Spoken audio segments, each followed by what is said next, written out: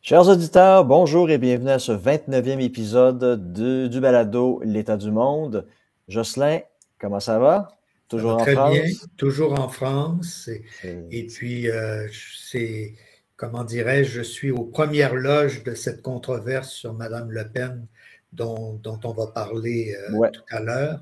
Alors, il me reste encore quelques jours à regarder les commentateurs sur toutes les chaînes de télévision en continu.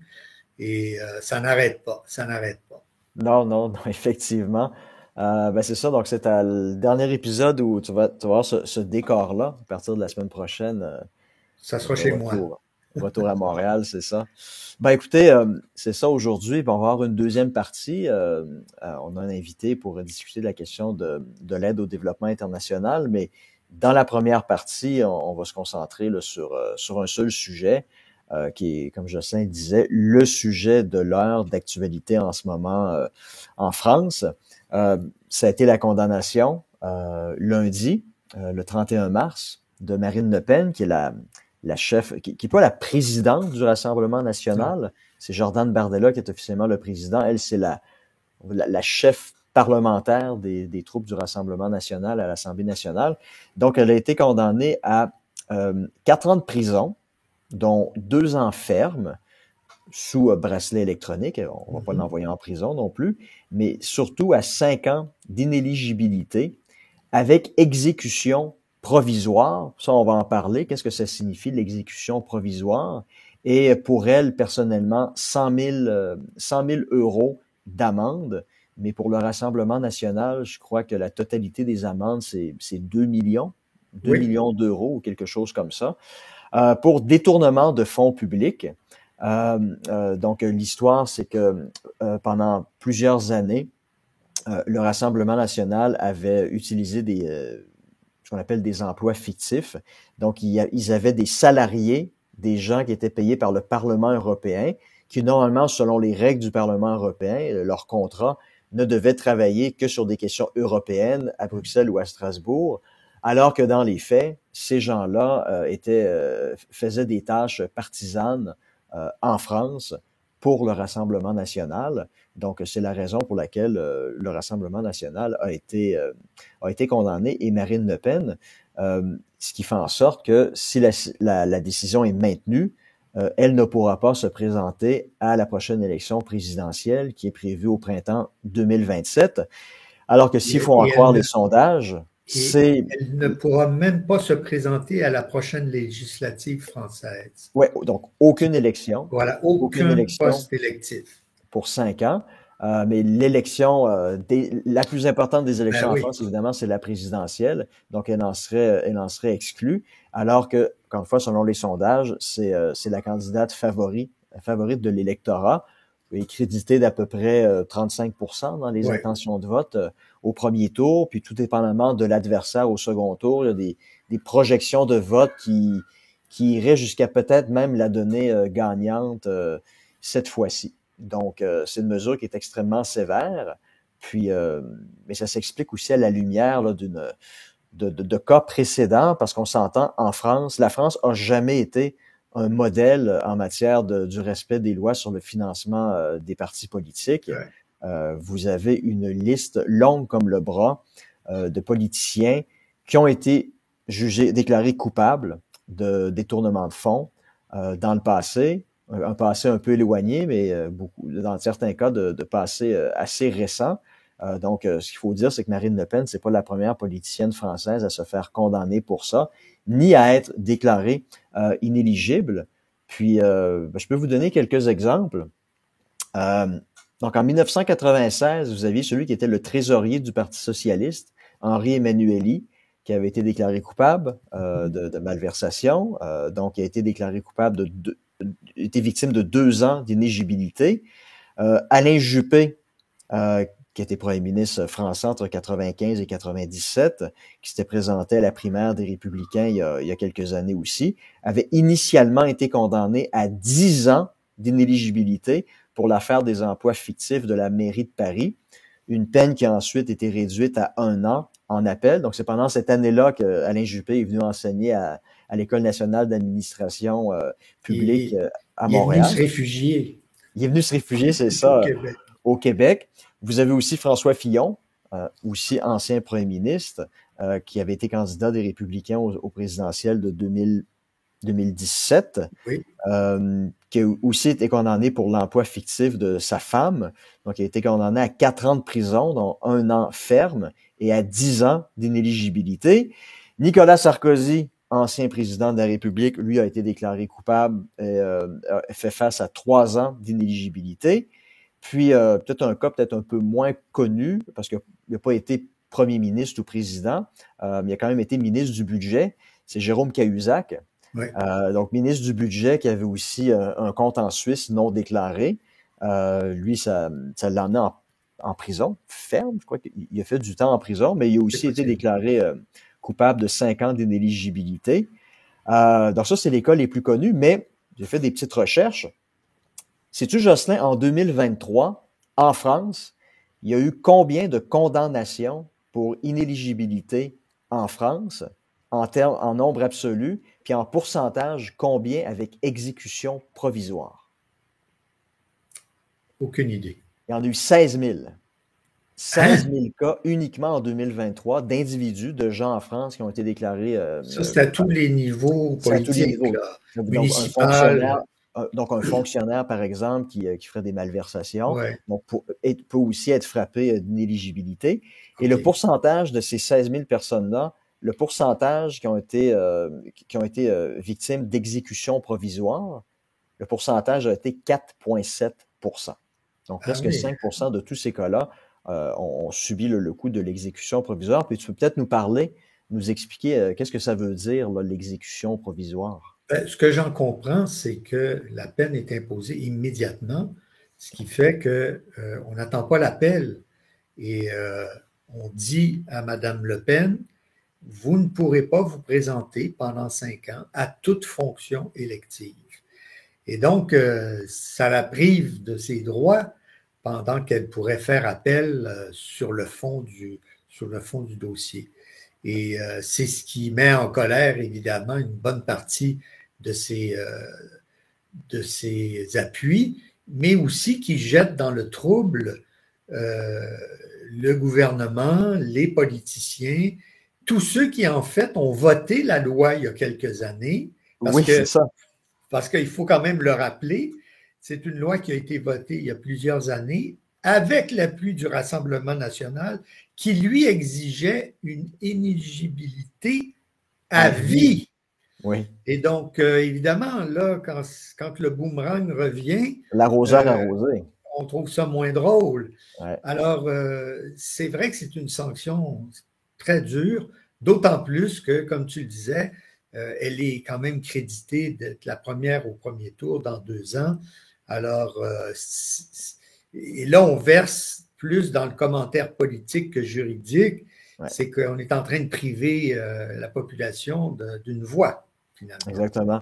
Oui, c'est ça. C'est que, en fait, on parle beaucoup de la loi Sapin 2, parce que Michel Sapin, qui était le parrain de la loi est adoptée à la fin de l'année 2016. Mais le problème dans ce cas-ci, c'est que les faits qu'on reproche à Marine Le Pen au Rassemblement national, c'était entre 2004 jusqu'en février 2016. Donc là, il y a une question juridique, c'est est-ce qu'on peut utiliser une loi qui a été adoptée postérieurement aux faits pour pouvoir juger donc les faits qui ont eu lieu avant l'adoption de la loi. Mais c'est la loi Michel Sapin 2, mais il y avait aussi la loi Sapin 1 qui avait été adoptée par le même Michel Sapin dans les années 90, qui a été utilisée pour les cas que j'ai mentionnés précédemment, là, donc de Juppé, Fillon et compagnie.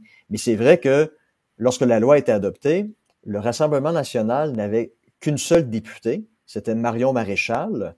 Puis il y avait aussi Gilbert Collard, qui était député, mais il était pas représentant du Rassemblement national, il était apparenté. apparenté, c'est ça. Donc, Collard s'est abstenu de voter lors de l'adoption de cette loi-là, puis Marion Maréchal a voté contre. OK. Mais la raison pour laquelle on dit que Marine Le Pen avait adopté la loi, avait appuyé la loi, c'était dans son esprit, mais elle disait qu'en fait, la loi n'allait pas aussi loin. Donc, dans une entrevue qui avait été accordée, je t'ai envoyé le lien là, Oui. hier, je peux mettre le lien aussi en description sur YouTube, elle dit très clairement que c'est pas suffisant. Un politicien reconnu coupable de détournement de fonds publics Ouais. devrait être déclaré inéligible à vie. Et puis, c'est sûr que ça, c'est des paroles qui vieillissent, ma foi, assez mal dans le contexte actuel. Oui, oui, tout à fait. Mais ça, donc, ce qui cause réellement problème ici, c'est la question de l'exécution provisoire. Puis évidemment, dans une décision comme celle-là, tu sais, vous avez deux principes qui s'opposent, mais ces deux principes-là sont fondamentaux. Maintenant, la question, c'est, lorsque deux principes fondamentaux s'opposent comme ça, lequel devrait prévaloir sur l'autre? Donc, évidemment, vous avez d'une part le principe de la liberté du choix de l'électeur, puis de l'autre côté, vous avez la nécessité de faire respecter la loi. Parce que là, de dire que les juges ont fait preuve d'activisme politique et ont décidé d'imposer par eux-mêmes une sanction, ben non, mais ils ont appliqué une sanction qui est quand même dans la loi, là. Tout à fait. Ils inventent c'est pas une négation de l'état de droit ici. Mais bon, la question de la liberté du choix de l'électeur, bon, on s'entend que le prononcé de la peine d'inéligibilité, ça constitue, comme l'avait reconnu le Conseil constitutionnel français, qui est un peu l'équivalent de leur Cour suprême, c'est une ingérence là, dans le principe de la liberté de choix des électeurs, dans le fonctionnement même de la démocratie. Puis le tribunal, le Conseil constitutionnel avait aussi relevé dans sa décision que qu'il s'agit d'une limite prévue par le législateur au pouvoir d'élection du peuple. Puis on peut s'interroger sur le caractère légitime d'une décision qui interdit à un responsable politique de se présenter à des élections ou qui le force à perdre immédiatement son mandat, parce que ça aurait aussi pu être le cas, au seul motif d'une condamnation qui est pas définitive. Parce qu'elle a la possibilité d'aller en appel. C'est comme si vous êtes condamné en première instance au Canada, vous avez la possibilité de faire porter la cause en appel et ultimement de la faire porter en deuxième appel devant la Cour suprême. Donc, imaginez la situation suivante. Ça, c'est la loi actuelle telle qu'elle est écrite. Un élu local, par exemple, si vous êtes maire, conseiller municipal, puis vous êtes déclaré coupable de détournement de fonds et déclaré inéligible avec exécution provisoire, ça veut dire que vous pouvez perdre immédiatement votre mandat de maire, alors que par la suite, en appel, 2 ou 3 ans plus tard, vous pouvez être relaxé en appel, être déclaré non coupable. Mais le mal est fait. Vous avez démissionné de votre poste, vous avez été remplacé. C'est impossible de revenir en arrière dans le passé pour régler pour compenser la situation. Donc, pour moi, c'est ça le véritable problème de la législation française en la matière, c'est qu'elle vient brimer le droit à l'accusé de pouvoir bénéficier de sa présomption d'innocence jusqu'au jugement ultime de la Cour suprême ou de l'équivalent de la Cour suprême. Alors ça, c'est le principe de la liberté de choix des électeurs. Puis à l'inverse, le principe du respect de la loi qui est tout aussi fondamental. On peut aussi s'interroger sur les conséquences que ça pourrait avoir d'ignorer la loi qui aurait été votée par le Parlement. Là. Si la loi prévoit cette sanction-là, on s'attend à ce que la sanction soit appliquée, puis c'est le principe de l'égalité de toutes et de tous devant la loi. Donc, en quoi est-ce que les politiciens pourraient jouir de plus de droits que les citoyens normaux?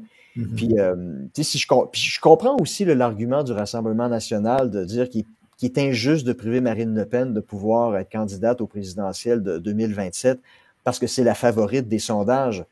Mais à quelque part, je trouve que c'est un argument qui est fallacieux parce que où est-ce qu'on trace la ligne entre un candidat... Vous avez besoin de combien de votes? Combien de pourcentage dans les sondages pour être déclaré? Vous êtes un candidat sérieux, donc on ne veut pas priver l'électeur d'un choix réel de quelqu'un qui pourrait devenir président. Donc, dans votre cas, la loi ne va pas s'appliquer, mais vous, comme vous êtes représentant d'un parti marginal, comme vous avez aucune chance de vous faire élire, vous autres, la loi, on va l'appliquer telle qu'elle a été décidée par les parlementaires. Mais où est-ce qu'on trace la ligne? Il faut que vous soyez dans le top 2, le top 3 dans les sondages. Certains se sont demandé pourquoi la juge ou les juges n'ont pas condamné donc Mme Le Pen sur le fond de l'affaire, et ils l'ont condamné, bien sûr, prononcé l'inéligibilité, mais sur une période d'1 an ou de 2 ans au lieu de 5 ans. C'est donc réduire le temps et puis la frapper tout de suite pour ces 18 ou 2 ans-là, C'est ça. Il ce lui aurait qui ne permis de se l'aurait pas présenter privé de à la se présidentielle. présenter à Ouais. l'élection présidentielle. Ouais. Donc, Mais c'est ça, sûr qu'un jugement comme ça fait fonctionner la machine à rumeurs sur le système est en train d'étouffer une représentante en dehors du système qui veut le combattre. Et là, toutes les théories sont sur les plateaux de télévision et tout le monde part dans toutes les directions possibles. Et on finit par oublier ce que tu viens d'expliquer, c'est-à-dire d'abord il y a le droit, il y a la loi, puis évidemment après il y a les électeurs. Et donc, le débat qu'il y a eu cette semaine était essentiellement politique, d'après si on écoute les commentateurs, sauf les juristes quand même, qui ont tenu à rappeler la nécessité de respecter la loi.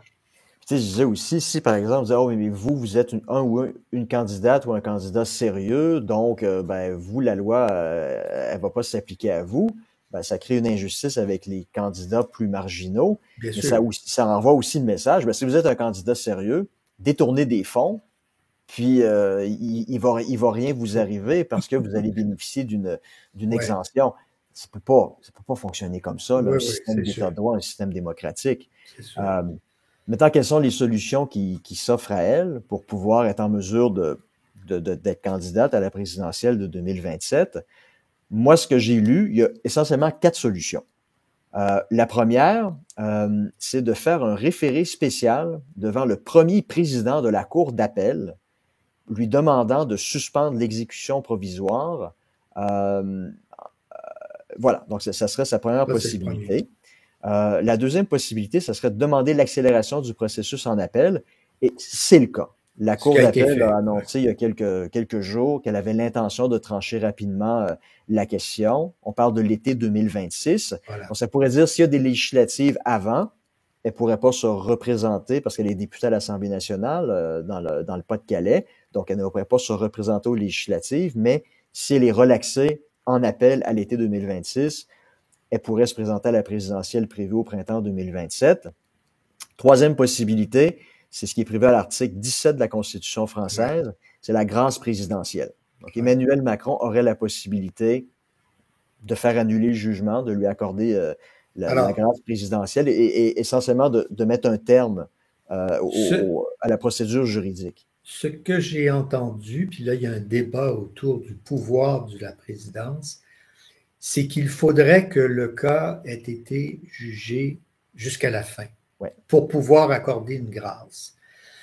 Il y a un juriste qui a dit Madame Le Pen aurait dû ne pas faire appel et donc accepter la condamnation immédiate, ce qui met fin à la procédure, puis demander la grâce présidentielle.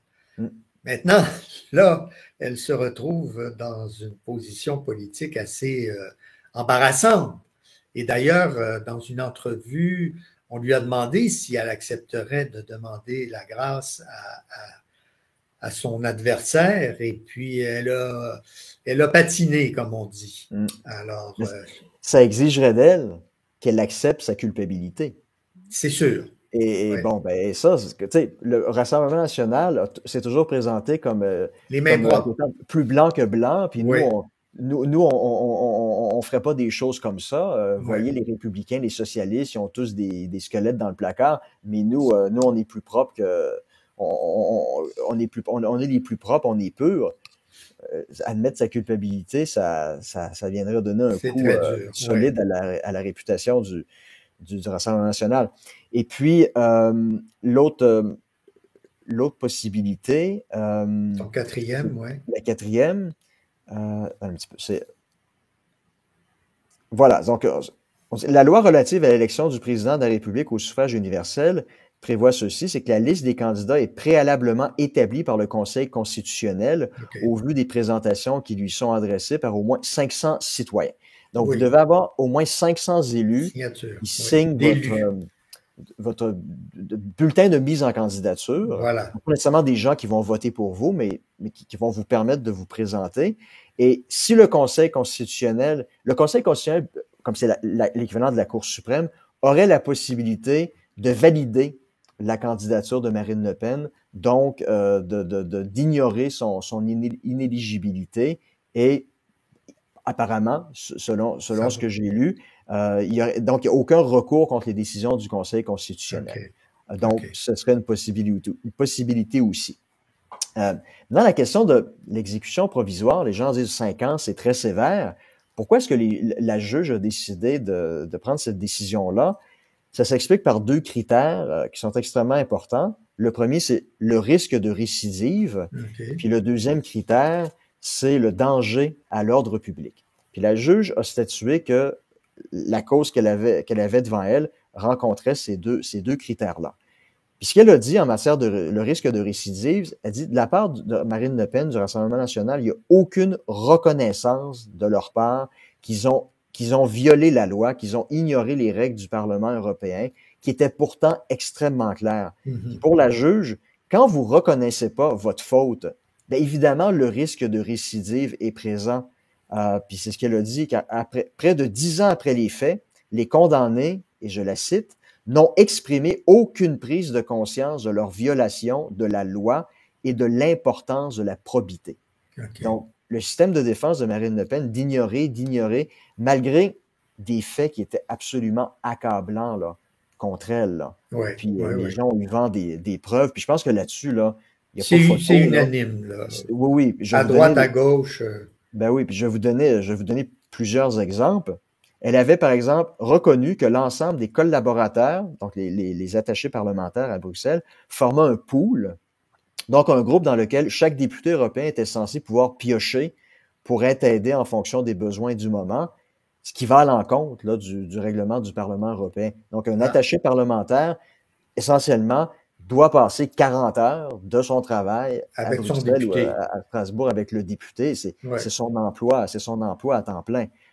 Donc, elle avait elle-même admise que c'était le système là, que le Rassemblement national utilisait avec les attachés parlementaires européens, clairement à l'encontre du règlement. Le trésorier du parti, Valéran de Saint-Just, avait écrit, puis la note a été déposée comme preuve, il avait écrit ceci, et je cite, « Nous ne nous en sortirons que si nous faisons des économies importantes grâce au Parlement européen. » C'est un courriel qui avait été envoyé à Marine Le Pen. Ouais. Assez incriminant, merci. Puis Valéran de Saint-Just a aussi été condamné à 2 ans d'inéligibilité. Ouais. L'ancienne chef de cabinet de Marine Le Pen, entre 2010 et 2016, elle aurait dû être basée à Bruxelles, donc dans un rayon de 70 km autour de Bruxelles, selon les règles du Parlement. Or, pendant toutes ces années-là, elle habitait plutôt à Paris. Il y a un ancien assistant parlementaire qui est aujourd'hui député français, qui a, pour sa part, peiné à justifier pourquoi il avait demandé en 2015 à, et je cite, « faire connaissance de l'eurodéputé qui l'employait depuis plusieurs mois après le début de son contrat. » Donc, il était employé d'une eurodéputée depuis Ouais, 3-4 ouais. mois, puis il l'avait jamais rencontré de sa vie. Donc, dans un courriel à Marine Le Pen, il a demandé la possibilité, est-ce que je peux me rendre à Bruxelles pour faire la connaissance de ma patronne? Puis en revanche, vous avez un individu, qui s'appelle Fernand Le Rachinel, qui a avoué s'être fait offert en 2004 un emploi fictif au Parlement européen par Jean-Marie Le Pen. Donc, dans ce cas-ci, Marine Le Pen n'a aucune responsabilité, c'est son père aujourd'hui décédé. En 2004, il lui avait offert un emploi fictif, alors qu'il est en réalité le secrétaire et le personnel et le chauffeur de Le Pen. Donc, il n'a absolument aucune tâche parlementaire. Il a avoué ceci, et je cite, « Lors de mon premier mandat, entre 1994 et 1999, nous fonctionnions déjà comme ça, et cela ne me convenait pas car j'étais très impliqué dans mon mandat, mais c'était le fonctionnement. » Okay. Puis ça, c'est le prévenu, l'accusé, qui a obtenu la peine la plus clémente, parce que lui, c'est le seul qui a avoué, qui a admis qu'il avait effectivement fauté. Il y a eu 2 ans avec sursis, 15 000 € d'amende. Donc, je rappelle Marine Le Pen, 100 000 €. Puis, Ouais. je pense que c'est Louis Alliot ou Bruno Oui, Gollnisch. qui en Lui, ont. je pense que c'est 150 000 €. Là. Ouais. Donc, lui, il a tout avoué. Il y a eu 15 000 € d'amende, alors que les réquisitions contre lui du procureur allaient jusqu'à 100 000 €. Donc, c'est ce qui a joué en sa faveur, c'est sa reconnaissance de culpabilité. Et il a été condamné à une peine d'inéligibilité de 2 ans, mais avec sursis. Donc, lui, il n'y a pas d'exécution provisoire contre lui. De toute façon, le type a plus de 80 ans. Il dit ça n'aurait rien changé de toute façon, parce que je ne vais pas faire de politique. Mais bref, risque de récidive, à la lumière des faits, absolument aucune. Ils acceptent absolument pas qui sont allés à l'encontre des règles du Parlement européen. Donc, évidemment, quand vous ne reconnaissez pas votre faute, ben, la juge peut légitimement penser qu'il peut y avoir un risque de récidive aussi. Là. Puis quant à la question du danger à l'ordre public, donc le prononcé d'une peine d'inéligibilité, ça c'est la citation de la juge, apparaît nécessaire. Elle a souligné la gravité des faits. Elle a mis en avant leur nature systématique, leur durée, le montant des fonds détournés, c'est 4,1 millions d'euros au total. C'est énorme, oui. Mais aussi la qualité d'élu des personnes condamnées. Donc, c'est des personnes qui, vraiment, devraient faire preuve de probité, devraient être des exemples pour le reste de la société. Et ce faisant, ils ont porté atteinte à la confiance du public et aux règles du jeu démocratique. La juge a aussi souligné que le système mis en place équivalait à un contournement des règles des partis politiques et du fonctionnement démocratique. Donc, aux yeux de la juge, là, on peut argumenter là-dessus. Est-ce que effectivement c'est un risque à l'ordre public? La question est ouverte, mais à ses yeux, ça constitue un danger à l'ordre public. Là, ce qui est paradoxal, c'est que le Rassemblement national dit, ben écoutez, en fait, ce qui est un danger à l'ordre public, c'est la condamnation. C'est la condamnation. Parce que là, il va y avoir une grande manifestation en fin de semaine. Là, on renverse tout. Ben oui, c'est ça, mais bon. Pour se présenter comme martyr, là. C'est ça. Mais puis la question aussi, c'est, est-ce que c'est la responsabilité des juges dans leurs décisions, lorsqu'ils doivent appliquer la loi, de considérer les conséquences politiques? Est-ce que c'est leur rôle de faire ça? Et beaucoup de gens disent, ben non, c'est ça le principe de la séparation des pouvoirs. Les juges sont là pour appliquer la loi. Si ça a des conséquences politiques, ben après ça sera aux parlementaires, s'ils se rendent compte qu'ils ont adopté une loi qui est en train de leur péter en plein visage, qui cause des désordres, c'est à eux après ça de changer la loi pour en atténuer les conséquences en cas de culpabilité. Mais bon, je trouve ça un peu...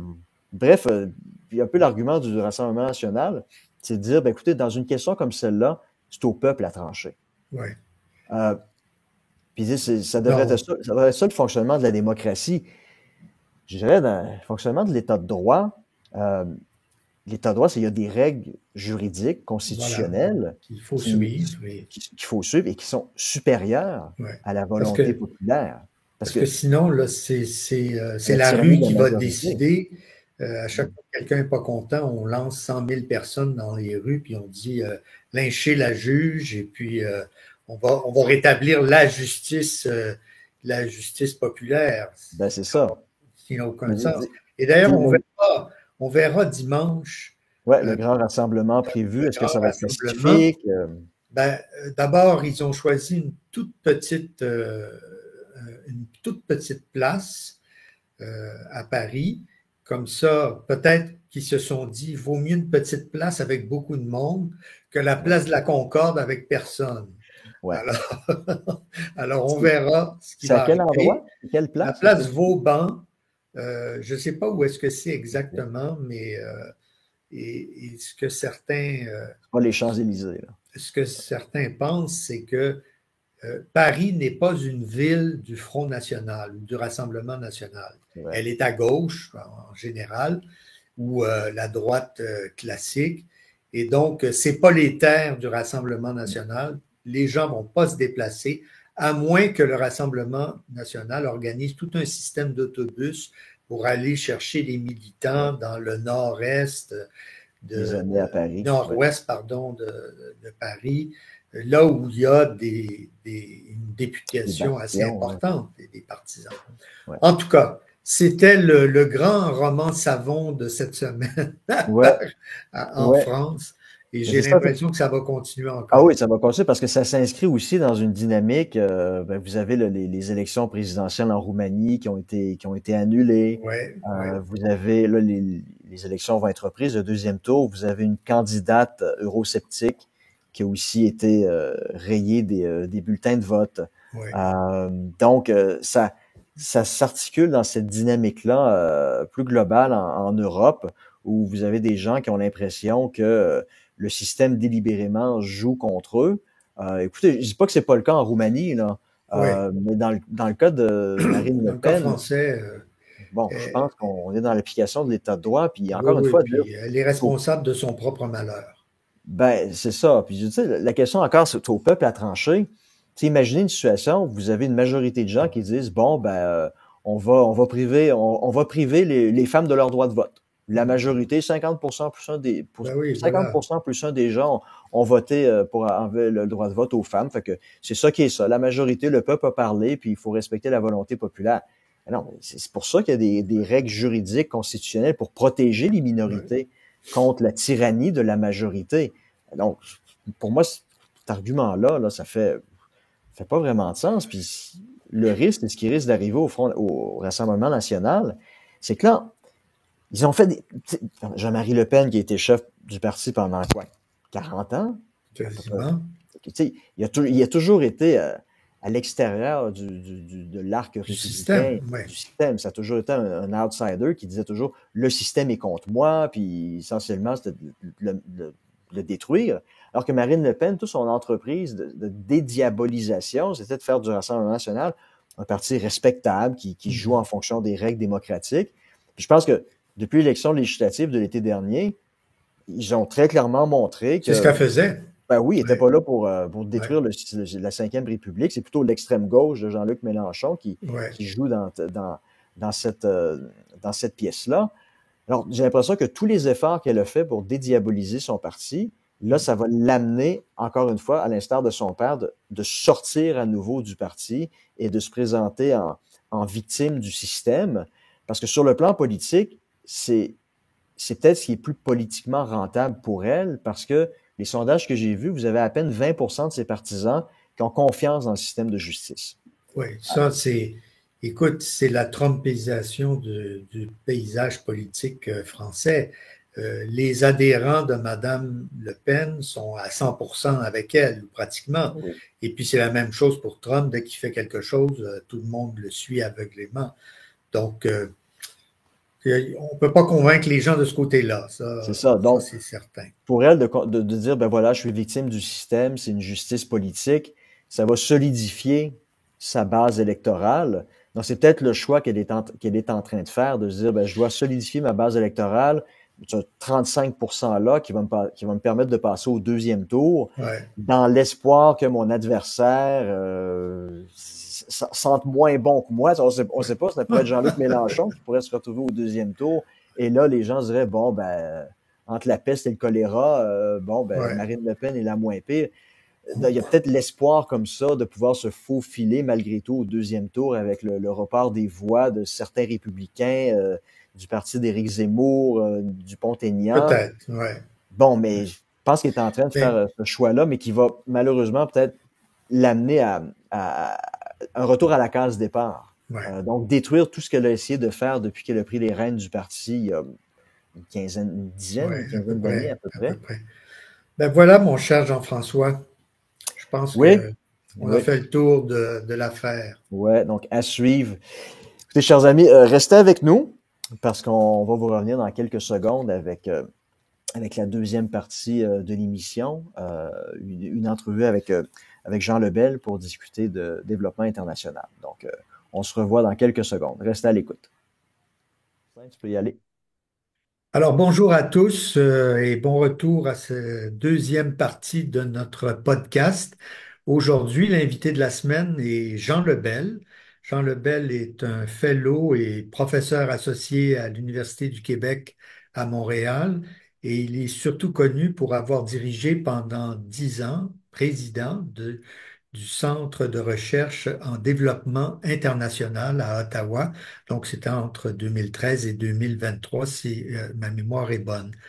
Alors, Jean Lebel est un spécialiste du développement et on l'a invité pour qu'il nous parle de cette aide au développement. On est en pleine période électorale et évidemment, on aimerait bien que les politiciens en touchent un mot, mais il faut se garder d'être trop heureux dans ce domaine-là.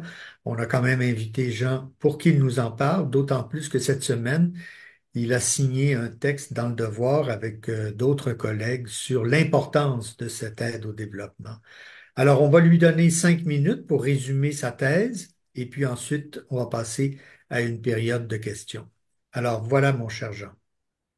Ben, merci beaucoup, Jocelyn, et merci Jean-François pour l'invitation.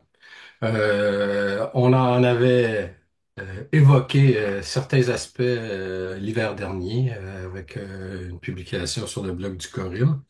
On s'est commis avec Joanne Liu, ancienne présidente de Médecins sans Ouais, frontières, qui travaille à McGill et qui pratique toujours la médecine, et Gary Cobbinger, qui a mis au point, faisait partie de l'équipe qui a mis au point le vaccin canadien contre le fièvre Ebola et qui a depuis migré au Texas, où il a été le directeur du laboratoire à l'Université de Galveston.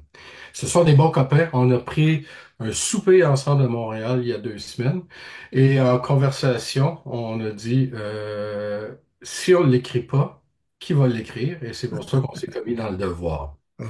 Et la thèse, c'est que, bon, l'aide publique au développement, c'est une aide pour améliorer la santé, l'éducation, l'agriculture, combattre la pauvreté, puis ça existe depuis le début des années 60, formellement, avec la création du USAID et d'autres agences par les gouvernements. Et c'était dans le contexte de la suite de la Deuxième Guerre mondiale, le plan Marshall, combattre la progression soviétique et assurer qu'on avait le développement d'une diplomatie beaucoup plus soft, c'est-à-dire une diplomatie d'intérêt, mais une diplomatie où est-ce que l'aide pourrait aider à amener des dirigeants, des populations à soutenir les modèles de développement qui étaient présents dans les pays comme le Canada, les États-Unis, les pays développés, comme on disait. Et quel choc en janvier avec l'élection du président Trump, l'annonce que on va revoir sérieusement USAID pour finalement que ce soit un démantèlement. Et tout le monde est resté un peu collé à ça en disant mais c'est 60 milliards de dollars qui partent de l'aide au développement d'un coup. On ne sait pas qu'est-ce qui va se passer. On ne sait toujours pas parce que bon, il reste peut-être un petit 5 milliards ici et là. On ne sait pas qu'est-ce qui va arriver avec tout ça, sauf que le démantèlement est réel et la fermeture est réelle avec des pertes Mhm. d'emplois, des pertes de Ouais. fonds. Et je disais aux amis, je dis, mais on manque le portrait global. Parce que le portrait global, c'est depuis plus de 2 ans, ou à peu près 2 ans, plusieurs pays ont commencé à couper. Et juste après les Américains, les Anglais ont lancé des coupures. L'automne dernier, c'était les Français. Et puis aussi, on a constaté au Canada qu'on suit ce même phénomène d'érosion, de réduction. Et à ce jeu-là, c'est toujours souvent en bruit de fond l'argument sécuritaire qui est joué, les réinvestissements dans la défense, que ce soit lors des campagnes au Canada ou lors des annonces faites par exemple par les Britanniques. Et l'argument qu'on sert, c'est que ça, c'est un argument où si on se met à faire ça, personne ne va gagner.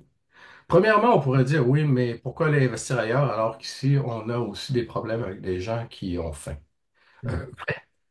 mais c'est un argument où est-ce que personne ne gagne. Premièrement, il y a l'argument moral. C'est des millions et des millions de personnes qui souffrent de la faim ou qui sont à risque d'être victimes de maladies ou de catastrophes naturelles dans ces pays-là, souvent moins bien nantis monétairement. Deuxièmement, on n'est pas gagnant parce que si on prend strictement l'argument économique, on a juste à penser des conséquences d'une pandémie mondiale comme la COVID sur l'économie canadienne et sur la société canadienne. Mhm. Et puis, j'ai pas besoin non plus d'ajouter que ces instabilités sociales-là qui surgissent parfois parce qu'il n'y a pas eu un soutien donnent lieu à des conflits. Puis ces conflits-là ont des répercussions jusqu'ici. On le voit avec le flux migratoire qui augmente et des défis avec l'accueil de réfugiés. Et puis, il y a l'argument aussi économique comme les changements climatiques. Le changement climatique est un problème global et si on ne fait que se regarder ici, on manque l'opportunité d'avoir une influence aussi ailleurs pour pouvoir régler un problème qui, ultimement, se répercute ici, au niveau environnemental, mais aussi socialement avec des migrants qui viennent parce qu'ils n'ont plus rien à manger ou qui n'ont plus rien à cultiver. Alors, il y a l'argument scientifique.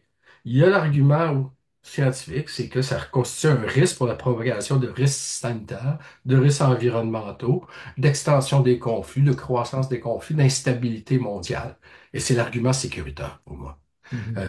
Parce que l'aide publique au développement, ça fait partie d'un aspect de la sécurité mondiale et qui est pas nécessairement évident. Et c'est ce qu'on voulait exprimer. Euh, Là, on a subi une coupure de 35 au cours des 2 dernières années, passant de 223 milliards à 140 milliards selon les dernières données puis les prédictions des gouvernements. Ça, c'est les membres de l'OCDE, C'est l'ensemble des membres contributeurs du groupe le CAD. le DAC de l'OCDE. OK. Et les gens se disent, ouais, mais si on évacue, on risque de perdre notre place. Bon, premièrement, les pays du G7 et du G20 dans leur ensemble, à part quelques rares exceptions, l'Italie, la Corée du Sud, le Japon me viennent à l'idée, qui ont augmenté un peu leur aide au développement au cours des 2 dernières années, des aînés, tous les autres ont baissé. OK. Tous les autres ont baissé. Alors, c'est pas venir du G7, du G20 ou des CPI, du DAC-là. D'autant plus que l'argument que la Chine et la Russie vont remplacer cette aide au développement-là, va sauter dans un vacuum, peut tenir la route jusqu'à un certain degré. L'année dernière, les Chinois ont mis 800 millions en santé mondiale. Mais Mhm. les Américains, avec le retrait de USAID, c'est 8 milliards. Ah Je oui. doute qu'ils aillent juste qu'à là. Et les Russes, soyons honnêtes, ont pas nécessairement l'idée à mettre de l'argent en développement international, si ce n'est pour ces deux nations de toujours soutenir des grands projets d'infrastructure, puis qui leur permettent d'avoir des jetons sur l'échiquier mondial Mhm. mais qui ne servent pas nécessairement à desservir les plus vulnérables dans le sens de l'aide traditionnelle au développement. Et ce qui est malheureux, c'est que on pense aussi peut-être que la philanthropie va aider les grandes fondations. Mais les grandes fondations, c'est 11 milliards annuellement, les 25 ou 28 plus grandes fondations. Le secteur privé, c'est en croissance, mais c'est une croissance qui est toujours dépendante des investissements des banques multilatérales de développement. L'année dernière, c'était 67 milliards selon l'OCDE. Donc, Mhm. c'est des compléments bienvenus, mais ça ne va pas combler le vide. Alors, Ouais. qu'est-ce qu'on fait? L'argument qu'on utilise, c'est que dans ces périodes de contraction-là, c'est un moment privilégié pour tenter de résoudre l'éternel problème de l'éparpillement. Et on Mhm. prend la chance de dire, concentrons-nous sur la santé, sur l'agriculture, sur l'éducation. Manger, ça met les gens en santé. Être en santé, ça te permet d'aller à l'école. Puis permet d'aller à l'école, ça te permet d'avoir plus d'opportunités dans la vie. Mhm. C'est une réflexion simpliste. Et puis, on pourra argumenter, oui, mais il n'y a pas ci, il n'y a pas ça, il n'y a pas ci, il n'y a pas ça. Je sais.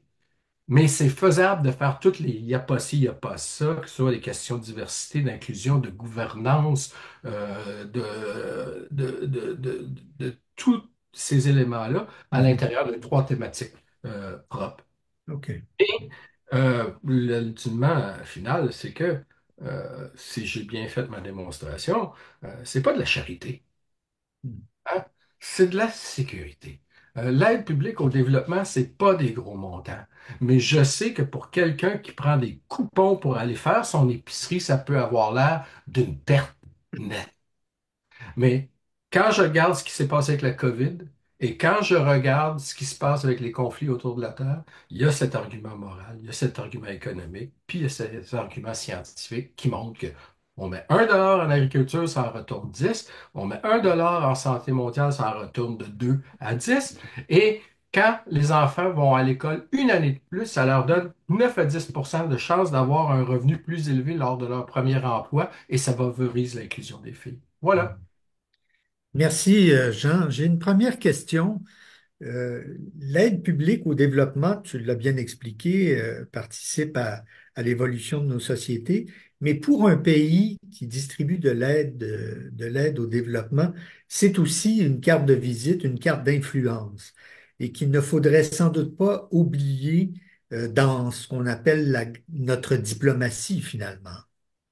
Oui, absolument. Et, je servais ce propos-là au mois de décembre sur le blog du Corim parce que effectivement, dans certains pays qui, par exemple, ont une base industrielle très développée, souvent, le projet d'aide au développement est la carte de visite d'un pays comme le Canada. Mhm. Et ça permet de tisser des liens. Et ça permet de pouvoir établir des relations. Quand le Canada a supporté la transition démocratique de l'Afrique du Sud, Oui. c'était des montants minimaux. Le CRDI, à l'époque, avait mis 10 millions de dollars qui venaient de l'Agence canadienne de développement international, l'ACDI, pour permettre à des gens qui étaient anticipés comme leaders dans leur pays à la suite de la première élection démocratique avaient financé leurs travaux pour qu'ils voient quelle a été la transition démocratique faite dans des pays similaires. Mhm. Et ils sont venus également au Canada. Et l'Afrique du Sud est une puissance maintenant, hein, une puissance moyenne, mais elle a une grande influence. Ouais. Et les gens au pouvoir se souviennent et quand ils viennent à Ottawa, sont toujours admiratifs par rapport au support que le Canada leur a fourni pour établir les bases d'une société démocratique qui n'est pas parfaite. Mais je peux vous dire que je l'ai vu, m'en a témoigné à moult reprises, ça fait une différence. C'est un investissement très minime. Présentement, au Myanmar, je sais qu'il y a beaucoup de gens de la diaspora du Myanmar qui ont dû quitter le pays après les incidents militaires, qui sont supportés dans des programmes de recherche. Quand il va y avoir une normalisation là, Mhm. ces gens vont retourner, ces gens vont être des atouts pour monter une relation avec le Canada. Jean-François? Ouais, moi j'ai deux questions. Vous avez expliqué qu'au cours des dernières années, il y a eu une contraction budgétaire, pas juste aux États-Unis récemment, mais aussi en Grande-Bretagne, mais dans plusieurs autres pays. Comment est-ce qu'on peut expliquer ça? C'est quoi les facteurs qui expliquent ces réductions dans l'aide au développement de différents pays? Puis ma deuxième question, vous avez dit, je pense que c'est dans le domaine de l'agriculture, lorsqu'on investit 1 dollar, ça rapporte jusqu'à 10 dollars, c'est Ouais. ça?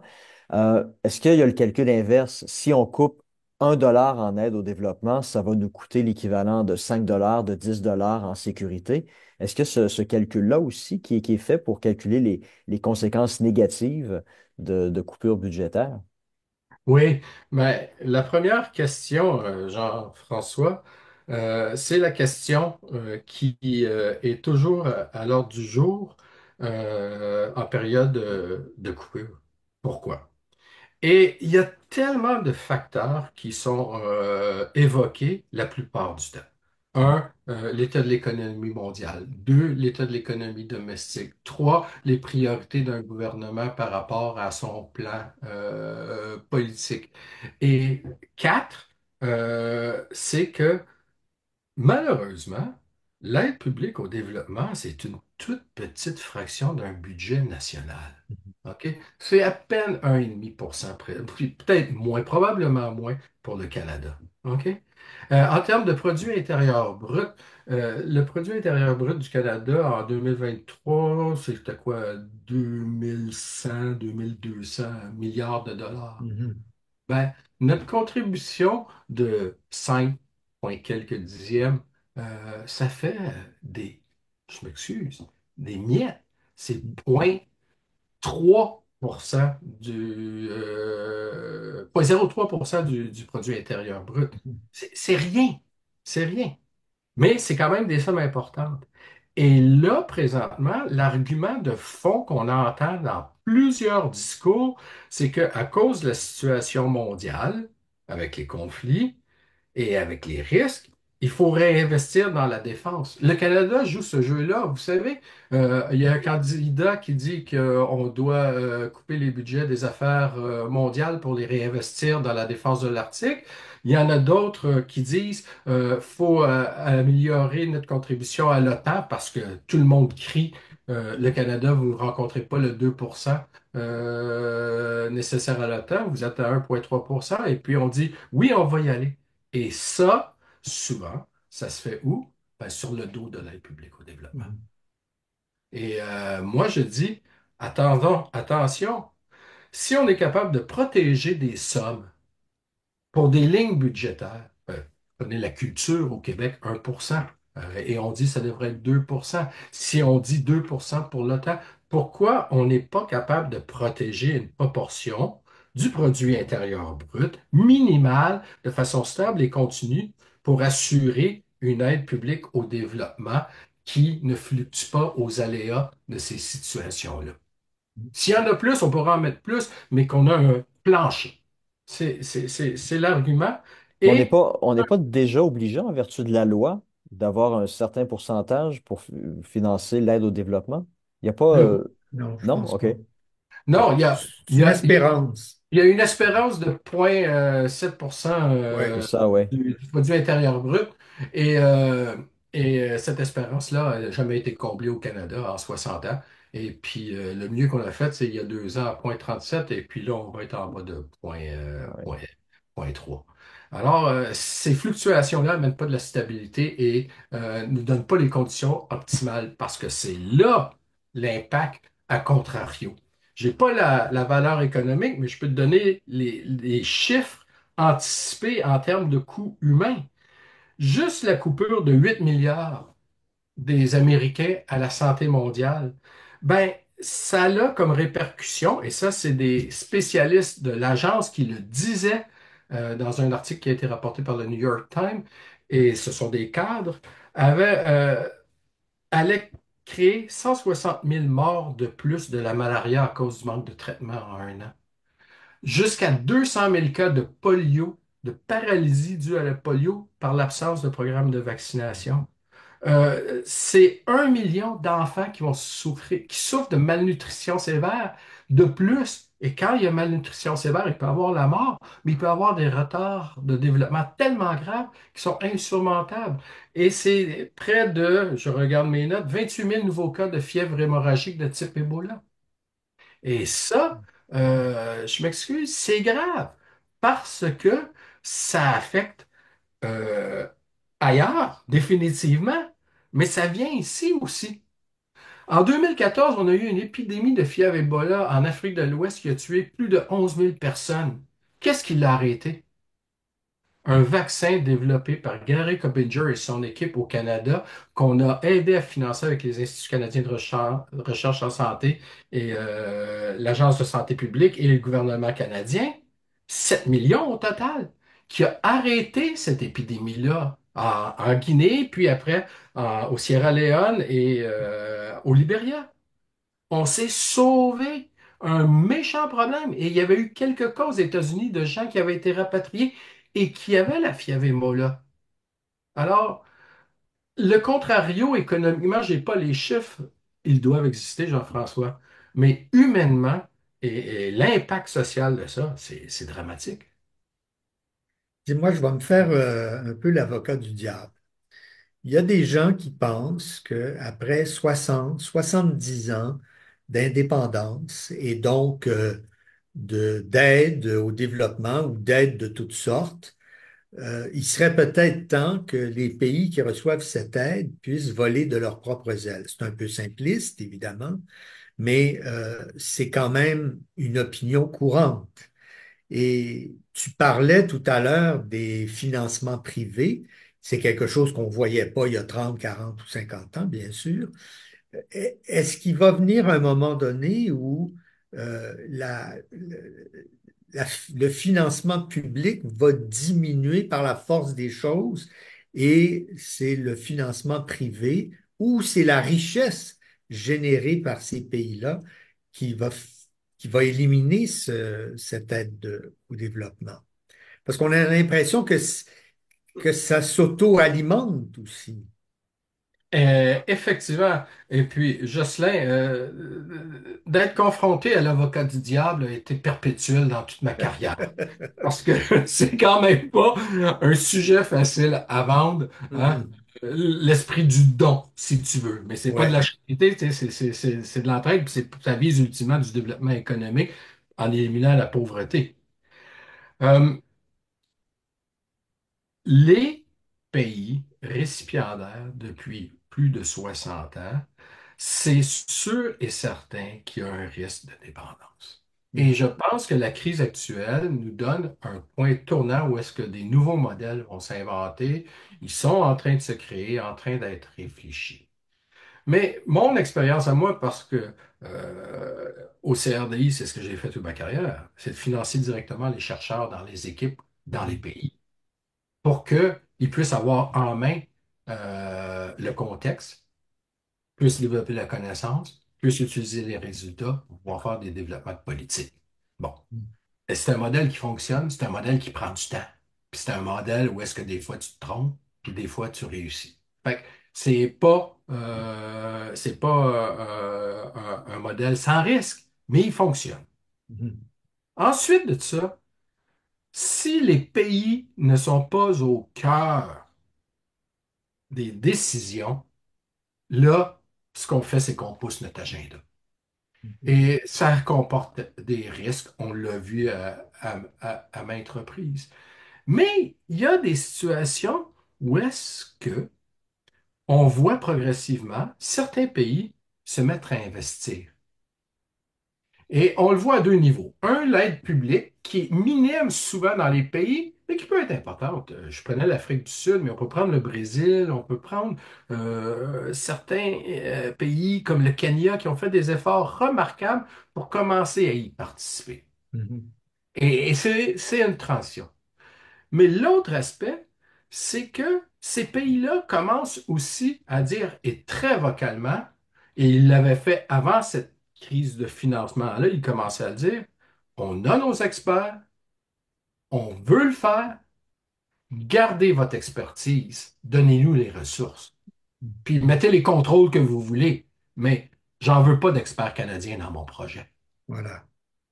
Et ça, pour moi, c'est quelque chose qui est difficile à absorber parce qu'il y a un transfert de pouvoir, là. Le empowerment, ça implique le transfert de pouvoir. Et c'est pas quelque chose que on est habitué, mais je pense qu'il est réalisable. Et ultimement, le troisième point, c'est que où j'ai beaucoup d'espoir, c'est la participation du secteur privé local dans le développement économique. Dans les collègues que j'ai dans d'autres fonctions, on m'a montré un résultat de programme en Colombie où est-ce qu'un investissement initial de 5 millions de dollars du gouvernement canadien dans le domaine agricole a généré 105 millions de dollars d'investissements locaux. Mhm. Et ça, c'est pas